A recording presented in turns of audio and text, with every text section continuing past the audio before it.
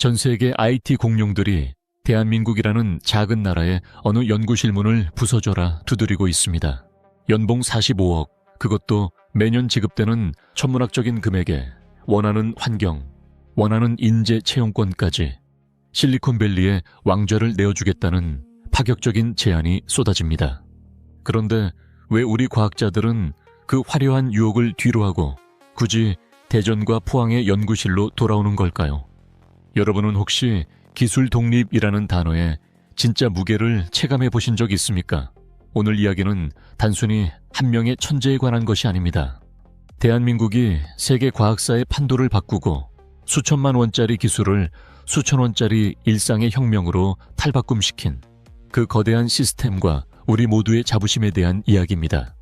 왜 세계 최고의 석학들이 한국의 기술력을 보며 경악하는지, 그리고 왜 지금 이 순간 대한민국이 미래 과학기술의 최전선에 서게 됐는지, 그 숨막히는 진실을 지금부터 낱낱이 파헤쳐 보겠습니다.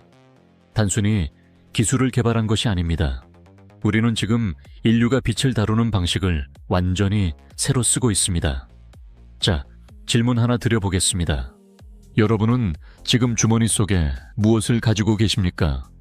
스마트폰입니다. 그 스마트폰 뒤편에 툭 튀어나온 카메라, 이른바 카툭튀가 거슬리신 적 없으신가요?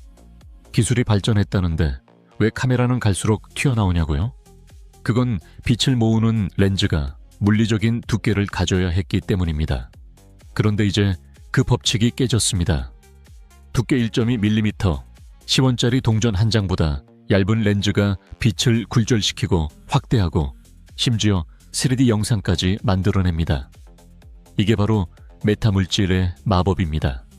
자연계에는 존재하지 않는 나노 구조, 즉 머리카락 두께의 수백 분의 1보다 작은 기둥들을 인공적으로 배열해 빛의 경로를 마음대로 조종하는 기술입니다. 이것이 왜 혁명인가 하면 기존의 유리 렌즈가 가졌던 태생적인 한계를 완전히 무너뜨렸기 때문입니다. 과거에는 수천만 원을 들여야 겨우 시제품 한 장을 만들 수 있었던 이 신비로운 물질을 대한민국은 지금 초당 수백 개씩 찍어내고 있습니다. 이것이 가능해진 배경에는 대한민국이 지난 10년간 국가 차원에서 밀어붙인 나노 제조 혁명이라는 거대한 뿌리가 존재합니다. 대한민국이 세계를 앞서 나가는 결정적인 이유, 그 첫 번째는 바로 장비의 경쟁력입니다. 여러분, 올림픽 100m 달리기 결승전이 서울에서 열린다고 상상해 보십시오. 아무리 재능 있는 선수라도 결국은 서울로 와야만 합니다. 지금 세계 광학계가 딱 이 상황입니다. 나노미터 단위, 즉 머리카락 굵기의 수만 분의 1 수준으로 정밀하게 패턴을 새기는 특수광학 장비들이 대전과 포항에 집중되어 있습니다. 특히 포항에는 포스코가 100억 원을 투자해 들여온 전자빔 리소그래피 장비가 있습니다. 전자빔 리소그래피란 전자빔으로 나노 크기의 패턴을 새기는 장비로 쉽게 말해 초정밀 나노 조각기입니다. 이 장비들을 운용하는 한국 연구진의 노하우가 결합했을 때 하버드도 MIT도 따라올 수 없는 결과물이 쏟아져 나옵니다. 다른 나라들이 적외선 영역에서 맴돌 때 대한민국은 이미 우리 눈에 보이는 가시광선 영역에서 양산 기술을 완성했습니다. 이곳을 떠나는 순간 연구자들은 세계 최고의 기술력을 구현할 환경을 잃어버리기 때문에 남는 것입니다. 이것이 바로 대한민국이 가진 보이지 않는 요새입니다. 두 번째 혁명은 바로 생산 방식의 패러다임 전환입니다. 기술이 실험실에 머물러 있다면 그것은 그저 논문 속의 화려한 기록일 뿐입니다. 하지만 대한민국은 다릅니다. 나노 임프린팅, 쉽게 말해 도장 찍듯이 나노 구조를 대량으로 찍어내는 기술을 통해 제조 단가를 획기적으로 낮췄습니다. 과거 수천만 원이었던 렌즈 제조 비용이 이제 수천 원 수준으로 떨어졌습니다. 이게 왜 대단하냐고요? 반도체 역사를 통틀어도 단기간에 이 정도의 가격 혁신을 이뤄낸 사례는 손에 꼽습니다. 12인치 몰드 한 판을 1.5초마다 찍어내고 롤투롤 방식으로 신문을 인쇄하듯 메타렌즈를 무한 생산합니다. 롤투롤이란 두루마리 종이의 신문을 연속으로 찍어내듯 유연한 필름 위에 나노 구조를 끊임없이 인쇄하는 방식입니다. 이제는 200m가 넘는 길이의 메탈렌즈 묶음을 두루마리처럼 말아서 뽑아내는 수준까지 도달했습니다. 저렴해진 렌즈, 이건 무엇을 의미할까요? 이제 고급 광학 장비가 들어가는 의료기기, 자동차, 스마트폰 모든 곳에 메탈렌즈가 들어갈 수 있다는 뜻입니다. 시장의 문이 완전히 열린 겁니다. 2026년 4월 네이처에 논문 2편이 실린 사건을 아십니까? 한국 과학사에서 전례가 없는 일입니다.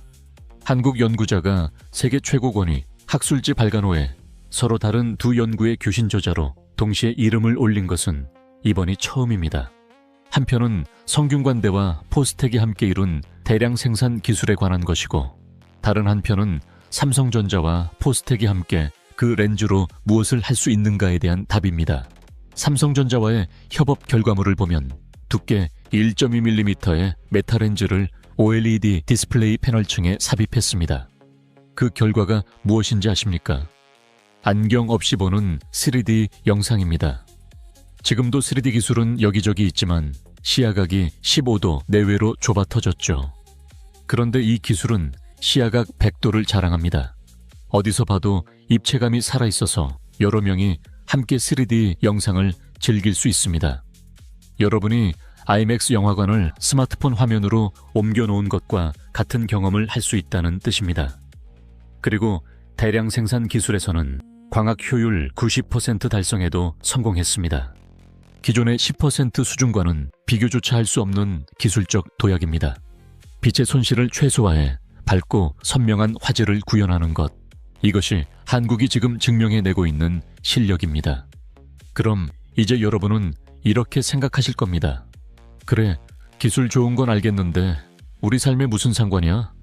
사실 이 기술이 무서운 이유는 머지않아 우리가 매일 사용하는 제품들을 완전히 바꿔놓을 가능성이 크기 때문입니다. 지금 대한민국이 이 기술을 통해 바꾸려 하는 일상은 크게 세 가지입니다. 첫째는 스마트폰 카메라의 진화입니다. 올해 출시 예정인 갤럭시 글래스를 비롯한 다양한 디바이스에서 이제 툭 튀어나온 카메라 대신 평평하고 얇은 렌즈가 그 자리를 대신할 것입니다. 무게는 줄어들고 디자인은 심플해지겠죠. 둘째는 층간소음 문제입니다. 한국기계연구원이 메타물질 기술을 활용해 소음을 크게 줄여주는 새로운 소재를 개발했습니다. 얇은 패널 하나만 붙여도 소음을 20dB 이상 줄일 수 있습니다.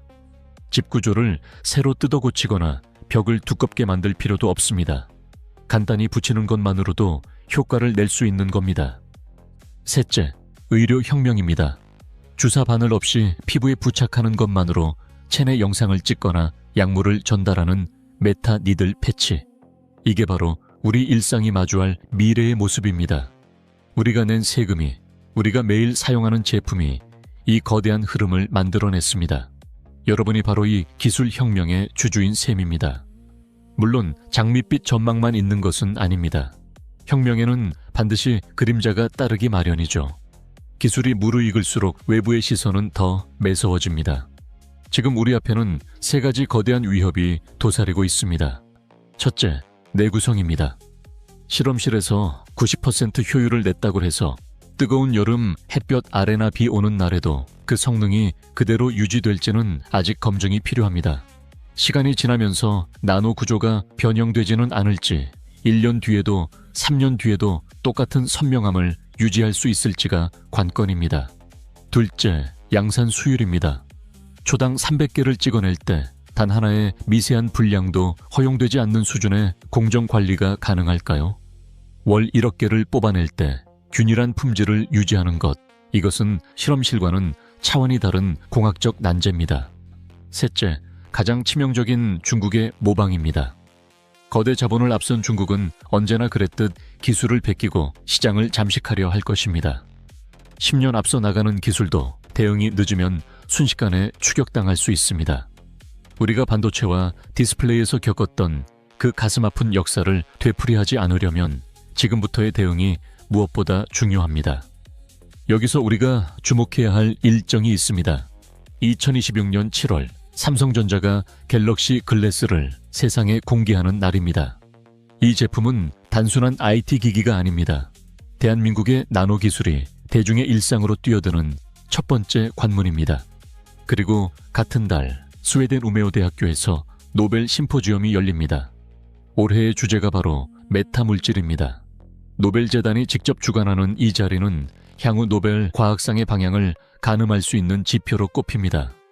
이 역사적인 자리에 메타렌즈 분야의 세계적 권위자인 포스텍 노준석 교수가 발표자로 초청됐습니다. 이는 한국이 이 분야에서 단순한 참가자가 아니라 기술의 표준을 정하는 리더의 위치에 섰음을 의미합니다.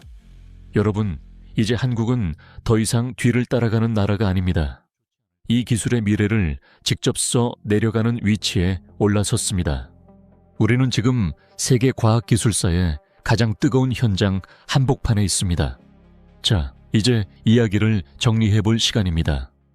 거액의 스카우트를 거절하고 한국에 남은 과학자, 그를 지탱한 것은 단순한 의리가 아니라 이 땅에 구축된 세계 최고의 나노 제조 시스템이었습니다.